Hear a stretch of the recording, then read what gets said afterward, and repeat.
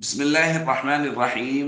عن أبي هريرة رضي الله تعالى عنه قال قال رسول الله صلى الله تعالى عليه وسلم: من غدا إلى المسجد وراح أعد الله له نزله من الجنة كلما غدا أو راح.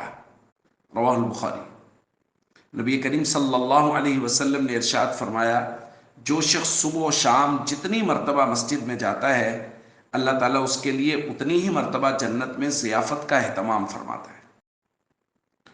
دوستو دیکھیے، یہ مسجد کی کس قدر عظمت بیان کی گئی ہے کہ جتنی مرتبہ کوئی شخص صبح اور شام میں مسجد میں جاتا ہے اللہ تعالیٰ اس کی مہمان نوازی کے لیے جنت میں انتظام فرما رہے ہوتے ہیں۔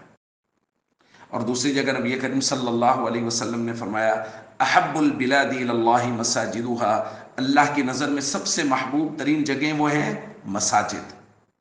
تو مساجد کی عظمت ان دو روایات سے معلوم ہو رہی ہے۔ اس کے ساتھ ساتھ نبی کریم صلی اللہ علیہ وسلم جہاں بھی تشریف لے کے گئے سب سے پہلے آپ صلی اللہ علیہ وسلم نے مسجد کا قیام فرمایا۔ قباء میں تشریف لے گئے، سب سے پہلے مسجد کا قیام کیا۔ مدینہ منورہ میں تشریف لائے، سب سے پہلے مسجد نبوی شریف کا قیام کیا۔ کسی سفر میں تشریف لے جاتے تھے، قافلہ جب رکتا، پڑاؤ ہوتا، تو نبی کریم صلی اللہ علیہ وسلم کسی ایک جگہ پہ جا کے نشان لگا دیتے اور اعلان فرماتے کہ یہ نماز کی جگہ ہے، یہاں نماز کے لیے جمع ہونا ہے۔ دیکھیے کس قدر اہمیت ہے۔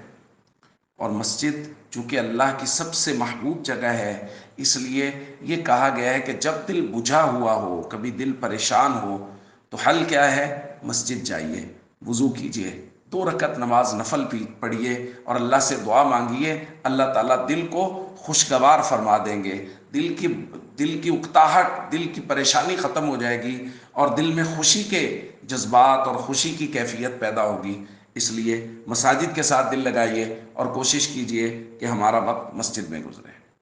السلام علیکم ورحمۃ اللہ وبرکاتہ۔